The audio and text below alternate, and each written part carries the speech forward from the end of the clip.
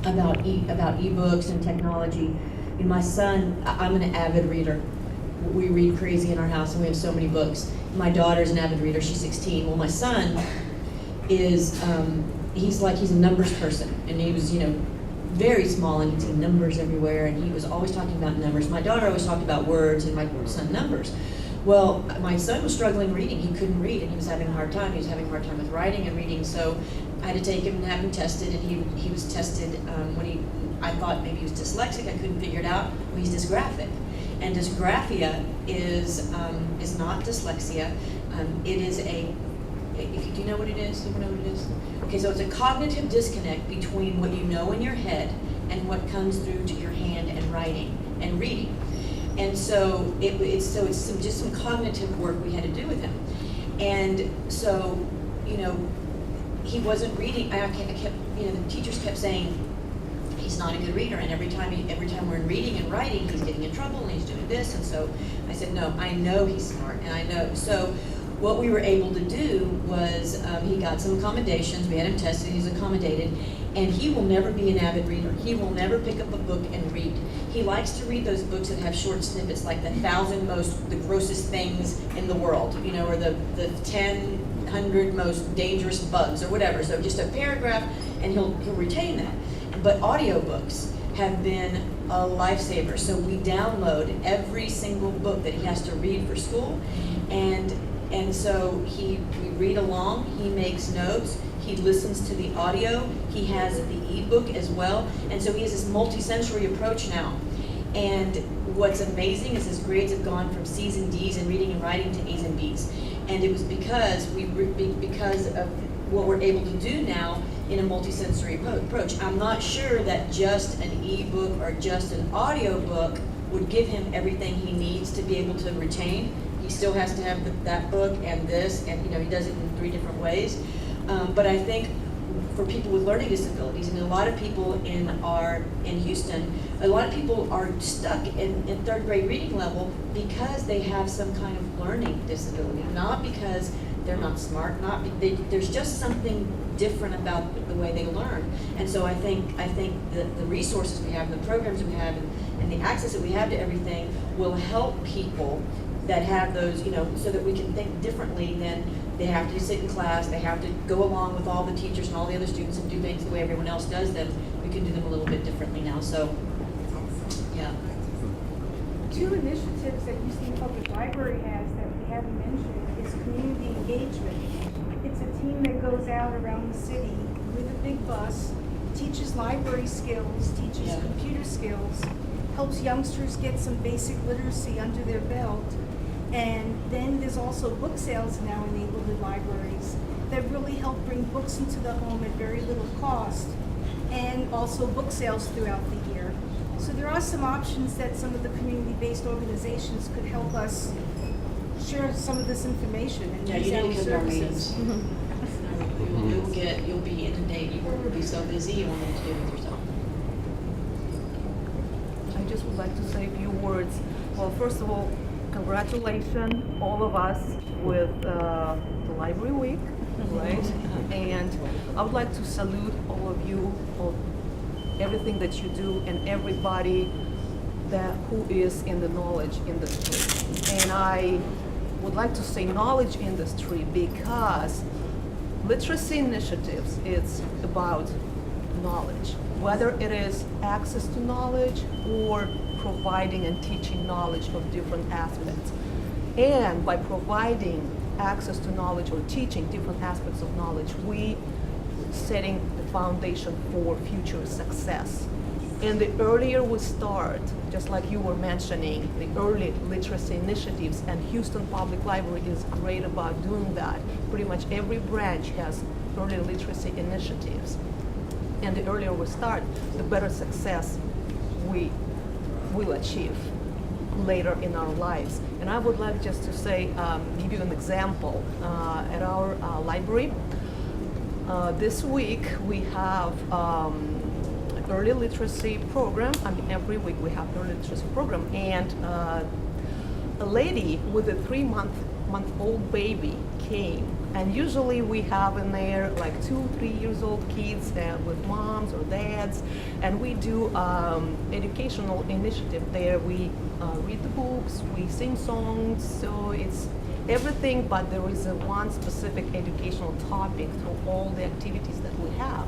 So when this mommy came with this little tiny baby, and she's like, "Oh, I'm so sorry, we probably might be too early for this class. I'm so sorry to interfere. I think I will leave." I said, no. It's never early to start. Please come. So she joined us, and we always find a way to, engage babies like that. So this is wonderful. Is there time for me to say?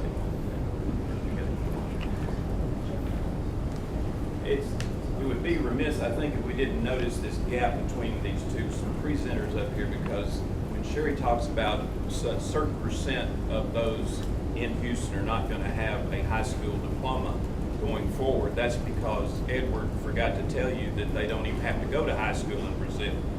They only got to go to the 6th grade. And so it's those libraries that Edward's talking about are likely going to be in an elementary school. They're not likely to be in a high school, because Brazilians don't have to graduate from high school. And so Sherry is going to get them, along with the Salvadorians, along with countless others coming here who don't even have to go through the 6th grade, even though the countries from which they originate would like for them to. Most of them just make it through the 4th grade. And so all this stuff that you're talking about doing is exacerbated by the folks that end up here simply because they are not even getting close to what all of you probably had as a 6th grade teacher. They don't know who their 6th grade teacher was because they didn't have one. And I would just note that some of the things that have been said here, such as what Sherry was talking about with being talked to, yesterday in the Wall Street Journal, Harvard's Robert Putnam, he's the guy that told us about the fact we're not bowling together anymore, but he was speaking at Kenyon College on economic insecurity. And one of the things he was talking about was what Sherry was talking about when he talks about we're not being read to.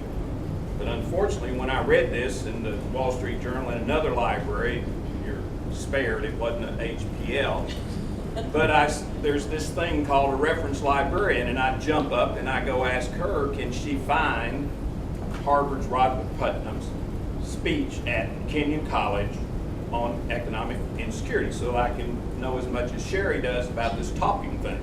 But this reference librarian in this great big digital world we live in can't find Harvard's Robert Putnam's speech to which she's speaking to. And so we've got a ways to go before we sleep, as Robert Frost would say. And I would just note from this Dallas publication, if I might read one line, because I can find it, it's up the stairs on y'all's 3rd floor. It'll be back up there when I put it there. I'm not going to steal it. But I would just note that whatever we do, we need to do it in a hurry, because this subject is education is everyone's business, and there's a picture of the classroom in case y'all don't remember what it looks like.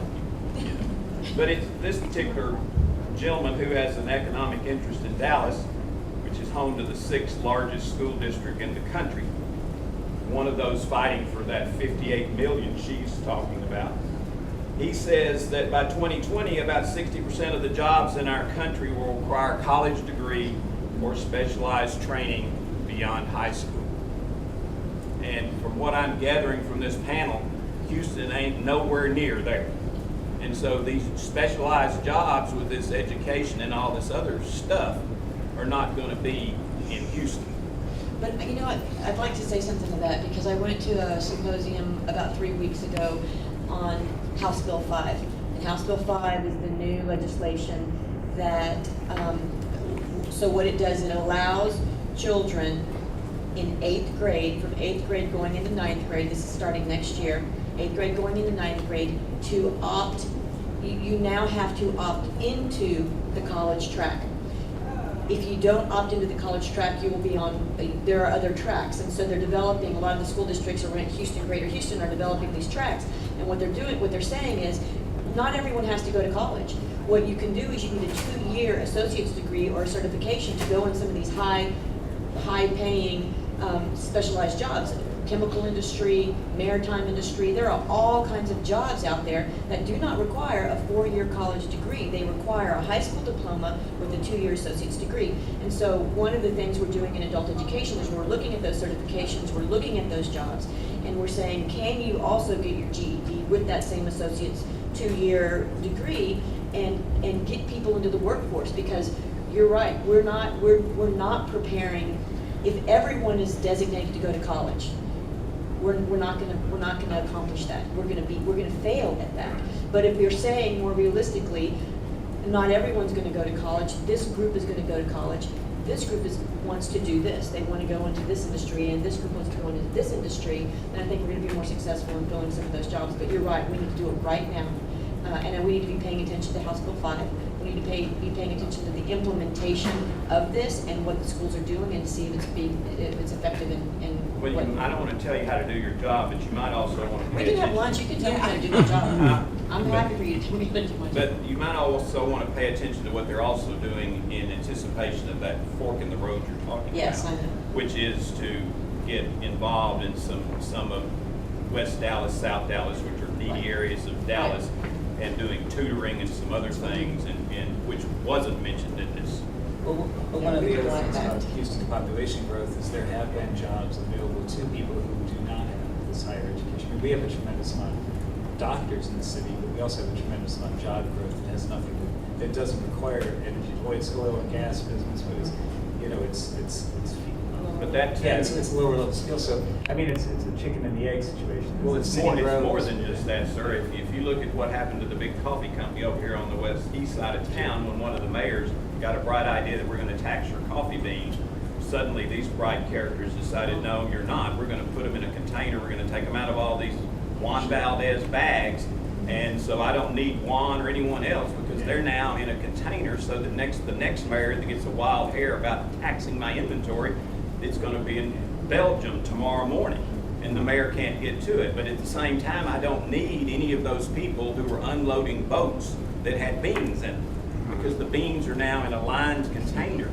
and they're moving by cranes and not by hand. Well, I mean, any city that wants to. I know, I'm not trying to take away what you're saying, but I'm just No, saying, this is not a city of farmers.